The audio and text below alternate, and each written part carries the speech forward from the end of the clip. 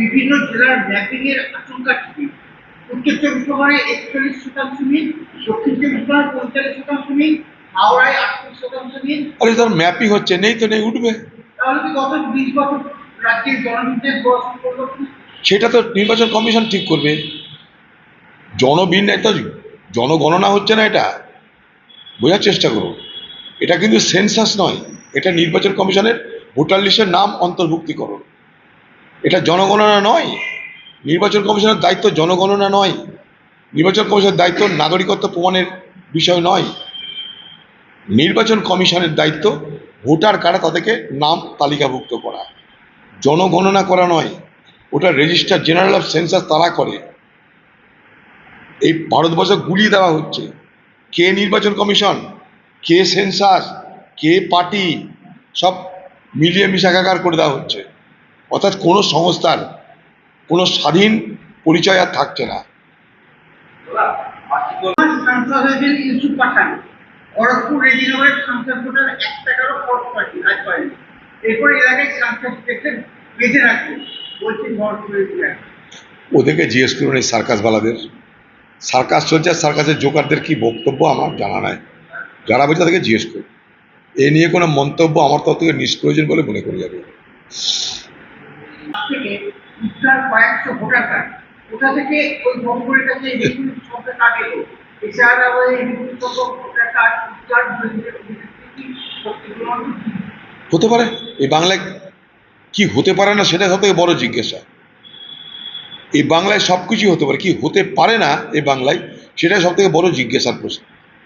বাংলার মুখ্যমন্ত্রী যখন আছে তিনি মমতা ব্যানার্জি, তার যখন সরকার, তখন প্রশ্ন করুন এই বাংলায় কি কি হতে পারে না।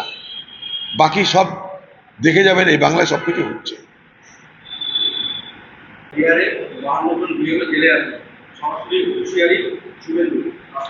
দেখুন, এসআইআরটা কিন্তু বিজেপি পার্টির কোনো কর্মসূচি নয়।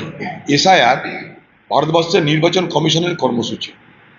আর ভারতবর্ষের নির্বাচন কমিশন তাদেরকে সংবিধান প্রদত্ত ক্ষমতার মাধ্যমে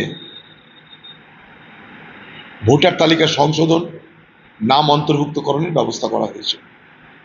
কিন্তু পশ্চিমবঙ্গে যা দেখছি তাতে মনে হচ্ছে যে নির্বাচন কমিশন বিজেপি পার্টির আরেকটা শাখা সংগঠন।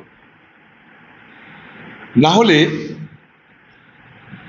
নির্বাচন কমিশনের হয়ে এত ওকালতি করার কোনো প্রয়োজন পড়তো না। অর্থাৎ যে কথাটা কংগ্রেস বলেছে যে ভারতবর্ষের নির্বাচন কমিশন বিক্রি হয়ে গেছে সরকারি দলের কাছে, তাদের নির্দেশে আদেশে উঠা বসা করছে, তা যে সত্য তা প্রমাণ হচ্ছে। আমরা মমতা লড়ুক, আমরা তো চাই দেখতে বাংলা মানুষ যদি কার ক্ষমতা দেখি। চ্যালেঞ্জ কেউ দিতে পারে, কেউ চ্যালেঞ্জ গ্রহণ করতে পারে। তাদের মধ্যে অনেকবার এরকম দেওয়া নেওয়ার সম্পর্ক তো আছে। কখনো পার্টির মধ্যে থেকেছে, কখনো পার্টির বাইরে গিয়ে হয়েছে। কল্যাণীতে সব বিভাগেই থাকবে 24 ঘন্টা নিরাপত্তা, তারপরেও একের পর এক ঘটনা। নিরাপত্তা তো নাই, নিরাপত্তা বলে কিছু নাই বাংলায়। পশ্চিমবঙ্গের মুখ্যমন্ত্রী মমতা ব্যানার্জির যে ডিকশনারি পড়ে আজকাল, সেই ডিকশনারিতে নিরাপদ বলে কোনো বস্তু তিনি রাখেননি। আর যেমন সকলের জন্য এই বাংলা নিরাপদ নয়, তিনি তার ব্যতিক্রম আছে। সেই ব্যতিক্রমে দুটো লোকের জন্য নিরাপদ, এক দিদি আর তার খোকাবাবু, আর কেউ নিরাপদ নয় বাংলায়। মমতা ব্যানার্জির যে ডিকশনারি অভিধান, প্রশাসন পরিচালনার অভিধান, তাতে এই বাংলায় নিরাপদ বলে কোনো শব্দের স্থান রাখেননি।